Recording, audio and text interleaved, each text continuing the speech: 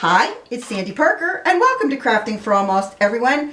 This weekend, my girlfriend who I worked with many years ago turns 90 years old. Very excited. We're having a party for her, and I thought I would make something, a rosette pin that she would wear on her outfit. And I've chosen this paper out of a magazine. Now, the reason I chose it out of a magazine is because when you get these magazine papers, they're much lighter weight than cardstock. So I didn't want something that would be heavy or hard to work with. So that's why I went with it. These are a little bit over 11.5 inches long. It doesn't matter. It can be 11 inches long. It can be 12 inches long. It doesn't matter. You're just going to use it in the orientation of the long length on your scoreboard. And we're going to score every 1/2 inch. Not hard, because if you use your stylus too hard on this kind of paper, you'll tear right through it and you'll be crying, because after you've scored about 20 of these lines and then all of a sudden you rip it, you think to yourself, why? Oh, I could have done better than that. And then it's too late and you start over.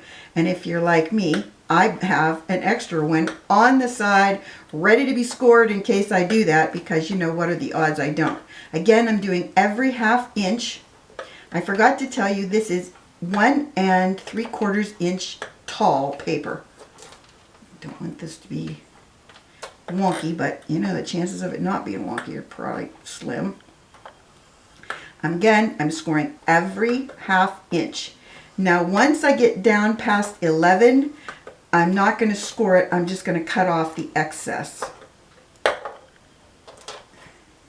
This is the hard part for me because I'm left-handed and I always score wrong. So I'm going to go to 11 inches. The 11.5 only has about maybe, okay, I'll show you this. The 11.5 inches is, I'm getting my scissors, is only about maybe 1/4 inch from the end of the paper. So what we're going to do is we're just going to cut from that 11.5 inch score. We're going to cut that off. We don't want that. And then we're going to just throw that little piece of paper away. Then what we're going to do is we're going to fold our paper. Now, you're going to need 2 of these, and this is my first one that I did that's all folded and scored. I put tear tape on the end of it so that when I put these 2 together, in fact, I'm going to put them together now before I fold this one up. It's probably wrong, but I'm going to do it. As I said, I put tear tape on the back, not the front of the last tab. So here is my first tab. I'm going to make my first tab a mountain fold. And the reason for that is, and I'm going to fold it down so you can see that really well. There's the fold. Here is this piece that is already tear taped. I'm going to lay those, hopefully, directly on top of each other so that I can continue my serpentine folds. Is that what it's called? Serpentine? That sounds wrong. And then we're just going to continue our fold. If you've never made a rosette, they're pretty easy to make as long as you've got the willingness to fight it. And you'll see what I mean in just a second, because it gets kind of wily and you have to be willing to really fight back. Then you're going to put more tear tape on the end, and I'll show you that. So here's the end of this side, and here's the end of this side. You're going to need to put, let's go from the original piece. You're going to need them to line up like this. So you're going to put it on the outside left side of your original paper. Getting my tear tape. And I'm going to cover 2 strips on that 1/2 inch because I have 1/4 inch tear tape. You don't want to go over your score line, because that would be wrong. I've seen people do this with hot glue. I frankly would not try that because I believe I would burn myself really bad, because you know me, I'm kind of klutzy. Look at it, I've got ink all over me. Why do I even try? So then you're going to take your backing off your tear tape. Again, it's on the left side of your original paper that was on your left. Then what you're going to do is you're going to line these two up. Be careful when you do it, because you want to make sure that these two pages are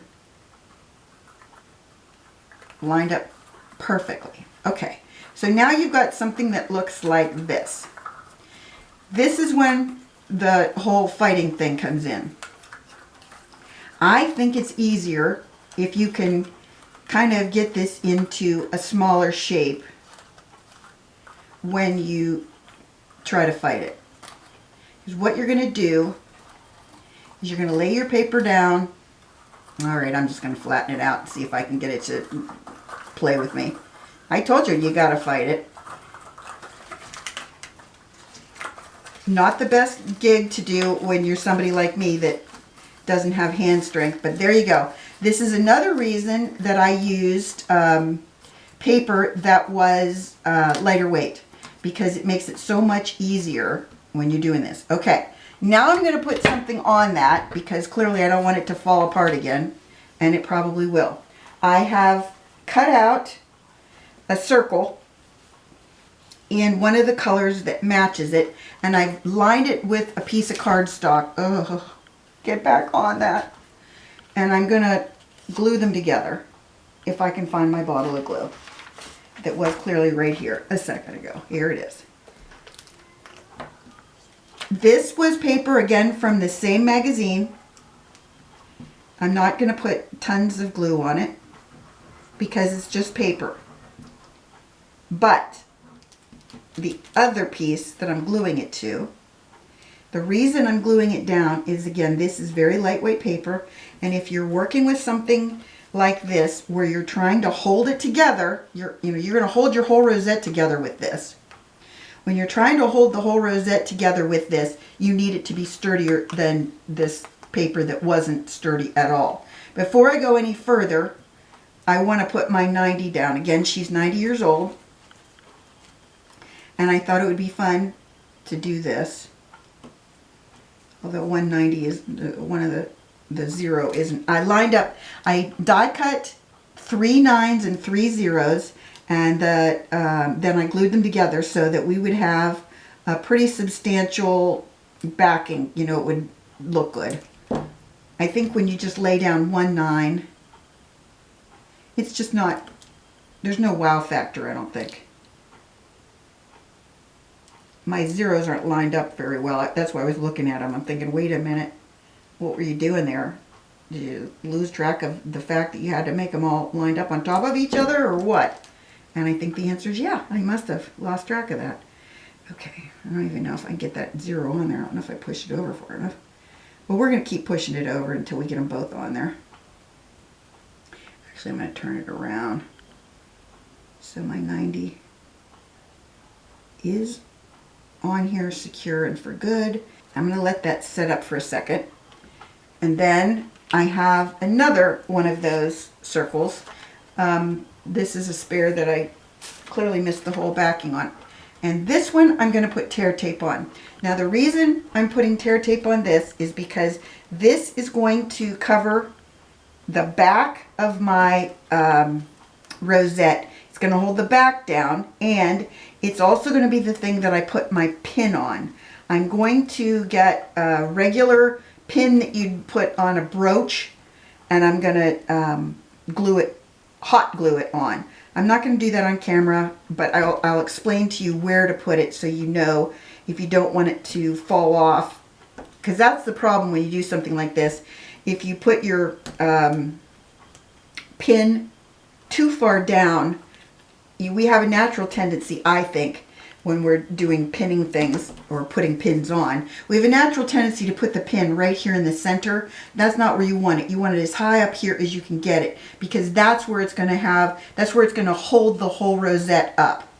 Hopefully that made sense. Okay, I'm going to take off the backing of these, and then we're going to put this bad boy together. Okay, here's how you know the front from the back of this. The front, oh boy, I told you, you got to fight it. The front is going to look like this, and you're going to push it in as hard as you can. And the back is going to look different. I think I'm going to have to glue the 90 on first. Well, that is traumatic for me, because I didn't really want to do it with the diamonds. I'm going to get the thicker tape. And then if I decide later I want to put piece of scallop paper behind it, I probably could do that still. You want to make sure that you have enough tear tape through the center of this that it's really going to be well adhered onto the rosette. This is everything you always wanted to know about rosettes and more, right? I'm also going to throw a little wet glue on this, just in case there's some spots that maybe need to be glued down that aren't, or that maybe need a little bit of extra TLC. I want to make sure this thing stays after all. All right, this again is our front. At this point, it doesn't matter how I glue the 90 down as far as directionally. All it matters is that I do.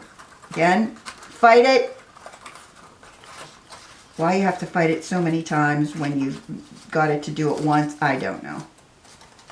Okay, and I'm going to get my 90. Before I put it down, I want you to see, hopefully, can you see how I've pushed this in to a circle like that, so it's really tight in the middle? That's what you want.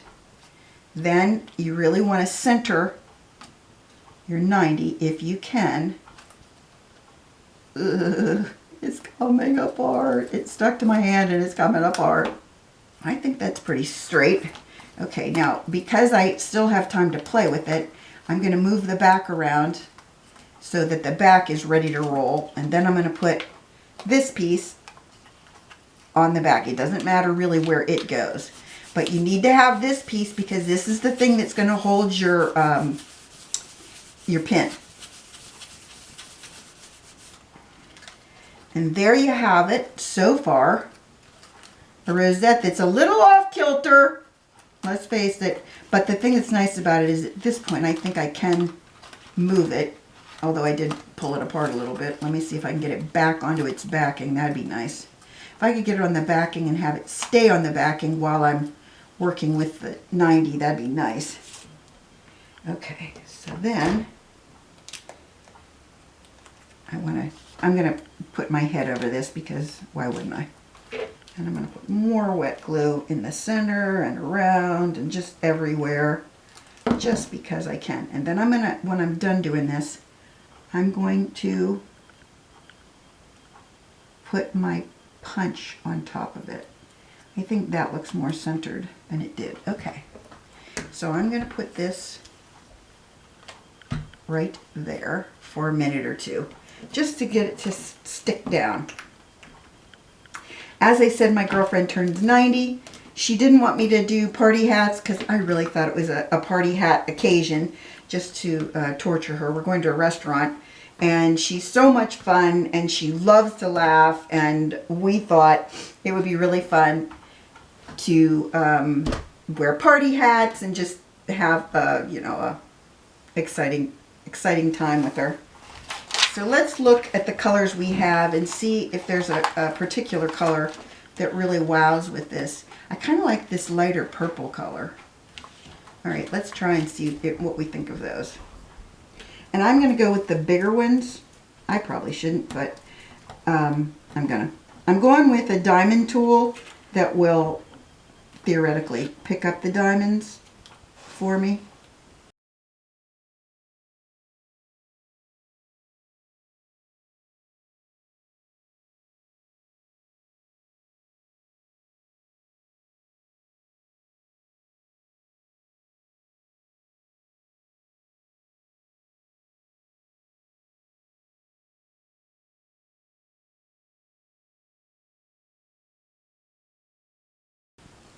I was going to do banners, you know, down from the side, like the blue ribbon, like you won the blue ribbon at the fair. But then I started thinking about, if this is on her shirt, those banner legs are going to be hanging down and in her way when she eats, and I don't want that for her. I want her to have a good time and not be worried about her her Rosette having issues. I like it. What do you guys think? Cute? Do you think she'll like it? Now again, when I do the pin on the back, I need to put the pin way up here so that, I mean, this is very lightweight. If you did it with regular cardstock, I think it would be much heavier. This is a good weight. It's, you know, especially for somebody in her who turned 90, you're not going to want to have to fight something like this, but I think it's adorable. I almost want to put it on the front of her card. Maybe I'll make another one and put on her card. Anyway, so in case you've always wanted to make a rosette and you didn't know how, now you do. I hope you enjoyed this, that you give it a thumbs up and subscribe, and please tell your friends about me on social media because you know I love that. And thanks so much for watching. Bye-bye.